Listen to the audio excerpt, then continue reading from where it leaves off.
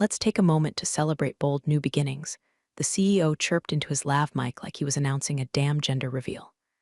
70 of us packed into the conference center, bad fluorescent lighting, lukewarm coffee, and that tight-lipped HR smile that always means something's about to go sideways. Then he said it.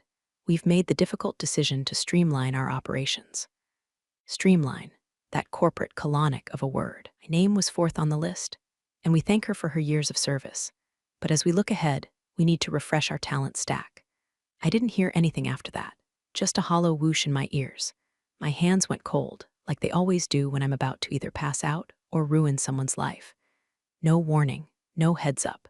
Just a sudden ejection in front of 70 coworkers who'd watched me quietly hold together our most volatile, most regulated federal contracts for 15 years. I was the fixer, the late-night firewall, the one who made sure the paperwork danced just right so the feds wouldn't tear us to shreds. But to this new CEO, some LinkedIn golden retriever with a crypto hobby, I was just excess fat in a lean future. Someone clapped. A few others followed. Polite, robotic applause. I think someone even said you'll bounce back. Bounce back from what? Body blow on company time?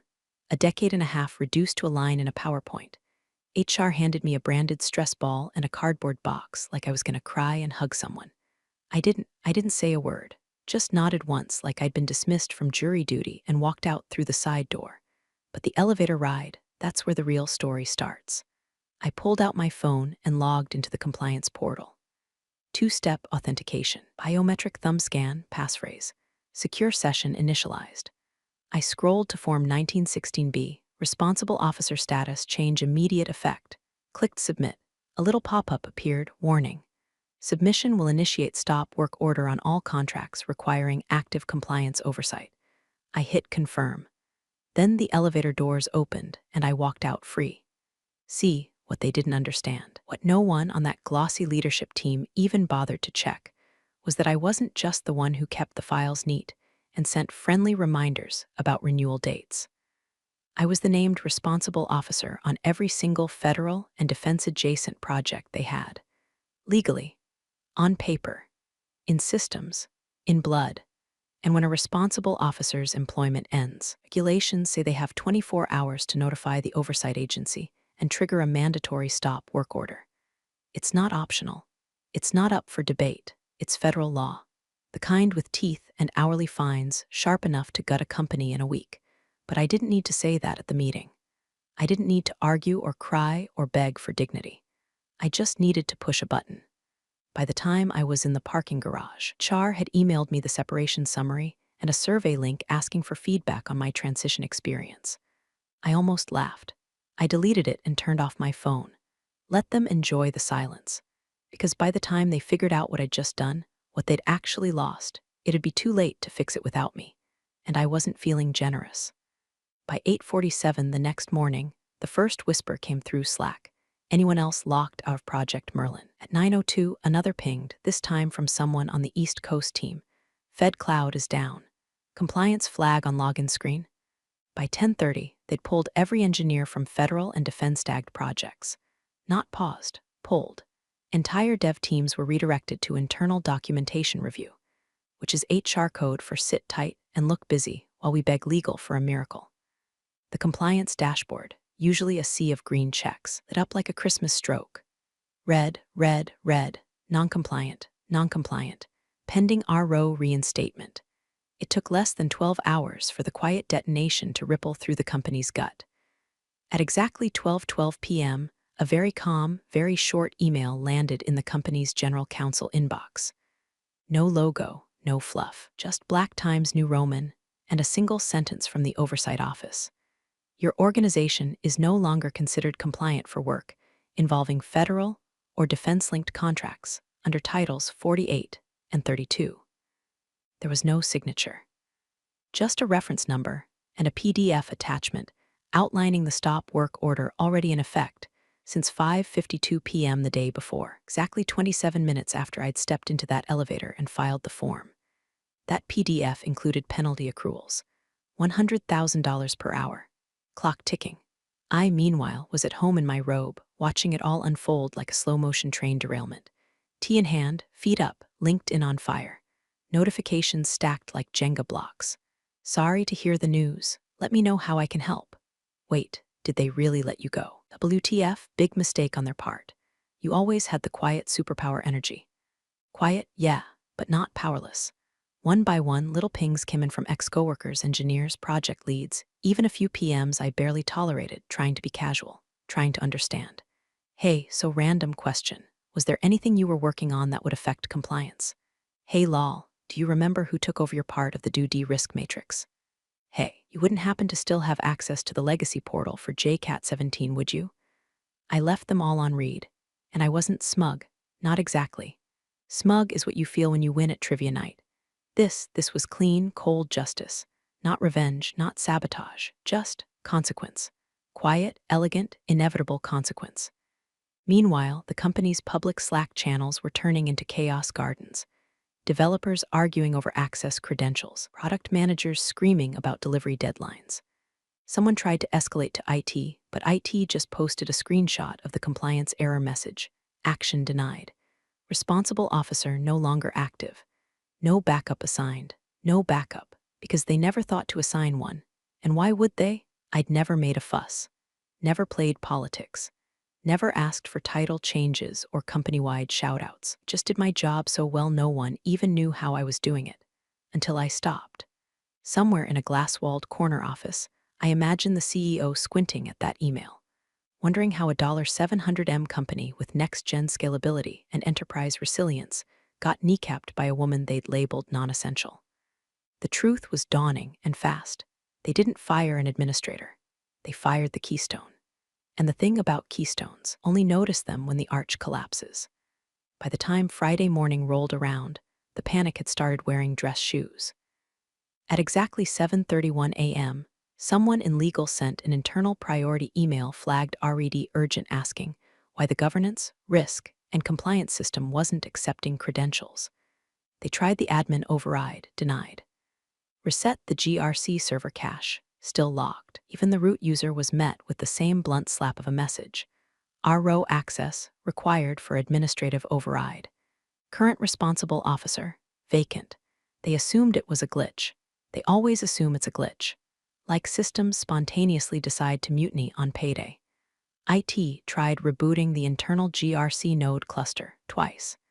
By 8:15, CTO waddled into the war room with half a protein bar in his mouth and announced to no one in particular, we revoked her credentials during offboarding. SOP, then shrugged like it was all above his pay grade. He never even looked up from his phone. Legal didn't shrug. Legal sweated. They started combing through old contracts, trying to trace where the digital tripwire got buried. A junior associate flagged something in the compliance charter, some dusty PDF no one had read since 2012, and highlighted a single line. Only the named responsible officer may certify, modify, or deactivate the company's active federal compliance status within regulated systems. And just like that, the suits realized they hadn't fired a project manager or a glorified paperwork pusher. They had surgically removed the one person who stood between their company and a federal firing squad. By 9:12 a.m., I had 17 missed calls. 12 from HR, 3 from legal, 1 from the COO, the last one, the CEO himself. All went unanswered. No voicemail, no text, just the rising temperature of their silence. They even tried to reset my GRC credentials manually. Didn't work. The system flagged the attempt as unauthorized RO replacement attempt logged and reported, which meant some lucky intern at the Department of Oversight now had a little red flag in their queue. A flag that said, this company just tried to backdoor its own compliance. By 10:47 a.m., they stopped guessing and started panicking. The VP of Client Relations had to cancel a quarterly briefing with a defense subcontractor because the compliance badge on their shared portal had turned gray. Gray means uncertified, and uncertified means non-billable. Contracts stalled, deadlines frozen, budgets bled, and there I was, still in my robe, stirring honey into my tea while CNN droned softly in the background. Every few minutes, I refreshed LinkedIn and watched my old coworkers update their statuses with things like open to work and excited to explore new opportunities. Corporate speak for, this ship's on fire and I don't have a raft. They couldn't even email me directly from their work accounts anymore. My name had been purged from the contact directory like I was radioactive. But the real kicker, the compliance system still showed my ID as active pending confirmation, not because they hadn't removed me, but because the system wouldn't let them. That's the part no one got. Firing me didn't undo my designation. They needed my signature, my voluntary signature, to finalize the transition. That was the rule, not a guideline, not a suggestion. A rule. Until that happened, every government-tagged project they touched was poison. I took another sip of tea and turned off my notifications. They could scream into the void all they wanted. This wasn't my fire to put out. Let them sweat. At 11:42 a.m., the cascade began. Not a crash, worse. A slow, grinding bleed as contract after contract slid into breach. The Defense Logistics Initiative flagged them first. Then two subcontracted aerospace firms and a sensitive R&D arm tagged under dual-use export controls. By lunchtime, 6 separate entities had issued formal notices of noncompliance. 4 others froze payment disbursements. 1, bless their promptness, went full scorched earth and invoked their breach clause. Just 2 lines. In light of the stop work order, Contract 445B is in material breach. All project activities are hereby suspended. Liquidated damages to commence per Section 9.2. Translation: you owe us money, a lot of it. The CFO, a cardigan-wrapped spreadsheet whisperer who'd always treated compliance like background music, suddenly developed a twitch in his left eye. He did the math. And then he did it again. By 2:00 p.m., his internal memo was circulating with the subject line: urgent fines accruing at $100K/HR immediate action. Required. He even included a running clock at the top of the email, ticking in real time. It was theatrical, desperate, and completely out of his control. They called an emergency board meeting, not Zoom, in person. That's when you know things are burning. I wasn't there, of course, but I have friends. Quiet ones, who know how to forward emails without leaving a trail. Here's what I heard. The CEO kicked off the meeting, already sweating through his button-down. Opened with a PowerPoint slide titled Operational Disruption Root Cause Analysis. The first words out of his mouth: this is a middle management issue. Blaming the middle. Always the first move of a coward. He pointed fingers at the CTO, should have known revoking her credentials would trigger a cascade. Legal: why wasn't there a backup RO in place? HR, who signed off on her separation without a role continuity plan. And even the procurement director, why was she still named on that contract from 2015? Everyone else, frozen. Because someone, probably the general counsel, just pulled up the compliance charter and read it out loud. Designation of responsible officer is non-transferable and irrevocable without written confirmation from the current designee. In absence of such, all relevant contracts, systems, and certifications shall be rendered inactive until said confirmation is received and approved. That clause had my name on it, in ink. They had assumed, wrongly, that the role was ceremonial. A box-checking formality, like ordering lanyards or booking conference rooms. They didn't understand that I'd spent the last decade weaving myself into the DNA of every process that kept their million-dollar contracts federally blessed. And now, the contracts were unraveling like a sweater in a washing machine full of scissors. The board asked one question, just one. Is there any way to reinstate her access? Legal paused, then said, yes, and that but hit like a freight train with no brakes. She has to do it, voluntarily, in writing, and the system logs intent. If she's unwilling, reinstatement is blocked. Silence. I imagine the room smelled like dry erase markers, burnt coffee, and the raw panic of people realizing the house was on fire, and the only extinguisher had walked out the day before in heels and a smirk. And while they blamed each other, I was at home, finally calm, looking back on all the messes I'd quietly cleaned up over the years. The late-night audits, the red line emergencies, the shady vendor contracts I caught before they triggered Homeland Security alerts, the compliance nightmares I'd defanged before legal even knew they had fangs. I used to do it because I believed in the mission, believed in building something worth protecting. But that belief died the moment they handed me a cardboard box and called it a refresh. Now the mess was theirs to mop up, and I wasn't handing them a single towel. At 6:17 p.m. that same day, while the board was still arguing over whose head should roll first, someone in IT tried to brute force a solution. They cracked open the GRC management console and attempted a forced update. Remove my name. Sign a new responsible officer from a shortlist of internal candidates who had the right buzzwords on their resumes, but none of the clearance history. The system let them think they were making progress. Drop-down menus responded. New names populated. But when they hit save, it blinked back one message in glaring federal gray. Transfer blocked. Active RO must authorize change via signed certificate, Form 1916C. And underneath it, smaller text. Unauthorized attempts to circumvent RO protocol will be reported per 48 CFR Section 9.406. Legal caught wind. Froze. Someone joked nervously about just photoshopping my signature. The CEO, red-faced and exhausted, looked up from his laptop and actually said it out loud, then forged her signature. I'm told the room went completely still. The general counsel, normally a soft-spoken policy nerd who wore orthopedic shoes and sipped ginger tea, looked like he'd aged 10 years in 10 seconds. His hands flat on the table, voice brittle as cold glass. That's a felony, a federal felony. Minimum 5 years, we're not discussing that again. No one spoke for a full 30 seconds, not even to cough. That's when it really sank in for them. There was no backdoor, no workaround. No we'll just patch it later fix. They couldn't reboot their way out of this. They needed me. Meanwhile, I was at home, calm as a cat in a sunbeam. I cracked open my laptop and logged into LinkedIn, clicked Update Profile, scanned down to current position. I hovered a moment and deleted Senior Compliance Officer at Redacted Corp and replaced it with a new title, Independent Compliance Consultant Federal Risk Strategy Defense and Dual-Use Regulated Systems. Then I added one clean line to the summary, currently exploring new opportunities. Select engagements only. I didn't send it to anyone. I didn't need to. Within an hour of saving, the views on my profile tripled. By 10 p.m., I had 2 cold emails from private defense contractors.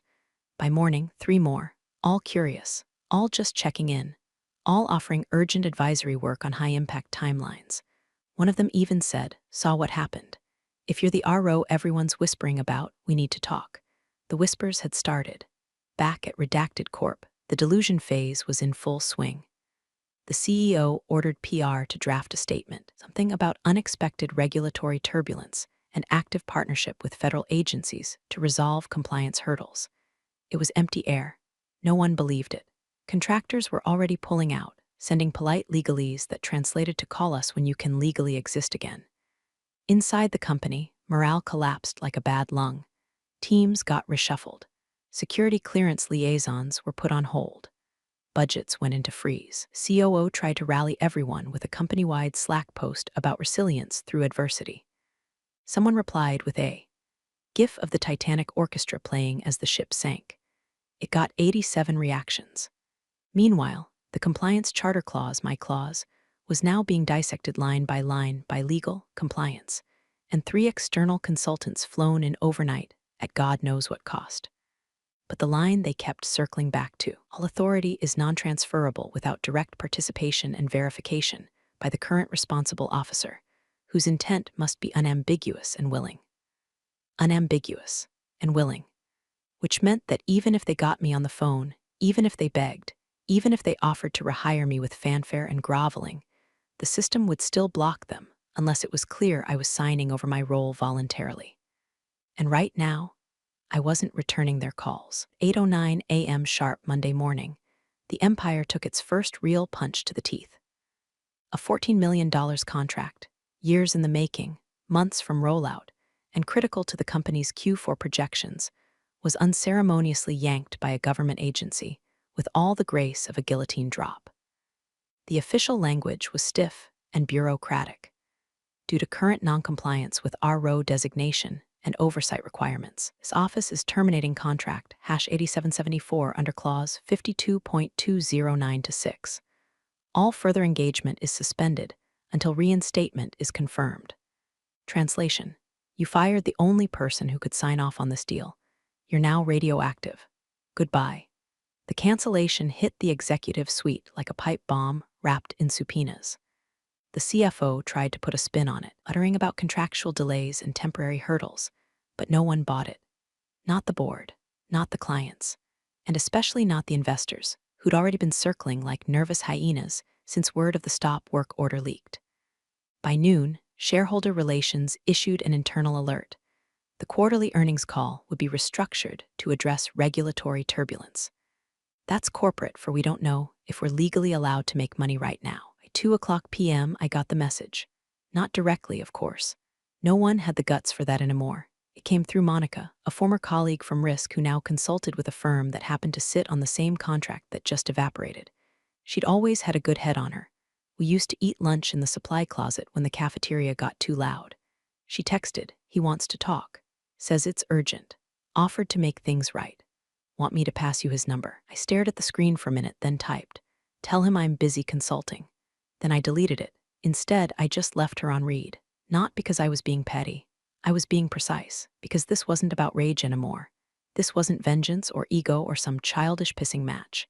This was power. For the first time in years, maybe ever, I wasn't the safety net. I wasn't the duct tape they slapped over holes to get through another audit cycle. I was the gate, only one. And I had the keys. They couldn't replace me. They couldn't fake me. And they sure as hell couldn't force me. Because buried in that charter, the same one I rewrote 8 years ago after cleaning up a near-miss export control violation, was Clause 9A, a little line most people skipped. Reinstatement of RO status must be willingly initiated by the existing RO. If deemed unwilling or unresponsive, reinstatement is locked for 6 calendar months. 6 months. That's not a pause. That's a death sentence in the world of government contracts. And if I went on record, even just once, as unwilling to return, the system would flag the RO seat as frozen. No overrides, no proxies, no backdoors, just silence and fallout. So I sat with that silence, drank it in, let it fill the space where anxiety used to live.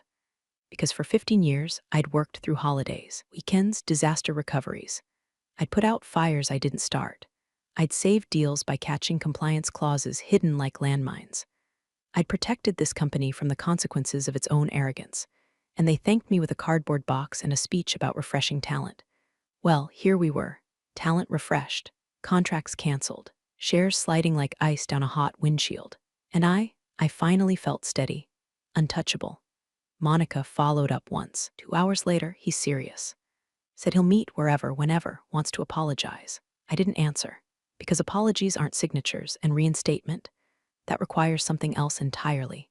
Willingness, and I wasn't there yet. By Tuesday, the spin cycle had burned out, and desperation started to seep through the cracks in their $500 chairs. At 9:03 a.m., I received an email from an address I didn't recognize, some intern or executive assistant with a double-barreled last name, clearly tasked with outreach after the C-suite realized they'd flamed every bridge on the map. The subject line: Reinstatement Proposal, Temporary Assignment. The body read like it had been chewed on by legal. PR. A panic attack. We'd like to formally extend an invitation for you to rejoin the company in a transitional capacity as responsible officer to assist with system restoration and facilitate the resolution of ongoing regulatory matters. Duration, 60 days. Compensation, current salary plus 20%. We hope to rebuild trust and collaborate in good faith. No apology. No acknowledgement of the public firing. No mention of the fact that they tried to forge my damn signature 72 hours ago. Just 60 days. A Band-Aid over a bullet wound. I didn't reply. 5 hours later, the COO reached out directly. She was always more polished than the CEO, MBA slick with a voice like a podcast host and the emotional range of a dead goldfish. She called from a blocked number. Left a voicemail. We're offering a consulting contract. Triple your previous pay. Work remotely, full discretion, just a few key signatures and reports. In exchange, we ask for confidentiality, strict NDAs. We can make this clean. Easy. Easy. That word landed like a paper cut across my molars. I'd worked 15 years cleaning up their messes, and now they wanted easy. I waited a full day before responding. And when I did, I didn't speak to her. I forwarded the voicemail to my lawyer and had him draft a formal response. Client is open to engagement discussions contingent upon receipt of the full proposed terms in writing. Note: all communications from this point forward must include legal counsel. 15 minutes after my attorney hit send, the COO called again. This time, she didn't leave a voicemail. That night, the company's internal Slack logs leaked to a private Discord channel for current and former employees. Someone shared a redacted board summary, supposedly a draft sent out by mistake. It wasn't flattering. Revenue projections had collapsed. Another $6M contract was in suspension pending review. The government had flagged their subcontractor relationships for deeper audit. One director had already tendered resignation. 2 others were being evaluated for governance oversight failure. And buried halfway through the memo, like a blood clot behind a smile, resolution hinges on securing RO cooperation. Current stance, non-responsive. Recommendation, offer retention premium. Seek legal containment if necessary. Legal containment. They wanted to contain me. I printed that page, not for proof, but for pleasure. Framed it next to my desk, right between my mug that says coffee first, chaos later, and the certificate I earned back in 2014 for catching a billing fraud scheme before it triggered an IRS inquiry. Because that was always the game. I built the guardrails. I signed the risk matrix. I patched the holes before the auditors came sniffing. I saved this company from its own greed and hubris more times than I can count. And they thought I'd fold for 3 times the pay and a fresh coat of silence. No, this wasn't about helping. This was about leverage. And leverage doesn't come from lifting. It comes from position. So I let them sweat. Every hour I didn't respond cost them 6 figures.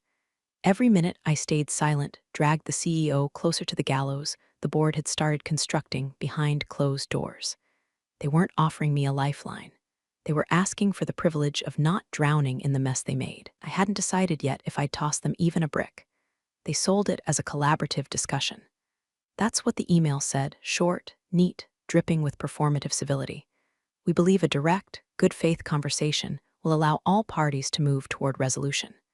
Translation: we're bleeding out and need you in the room before the patient flatlines. I told them I'd consider it, which was my way of saying I'd show up when I was good and ready. And when the day came, I didn't hurry. The meeting was set for 10:00 a.m. I walked in at 10:23. Not a dramatic entrance, no slamming doors or clicking heels. Just quiet steps into a boardroom stuffed with too many suits, the air so thick with tension it could have been cut into profit shares.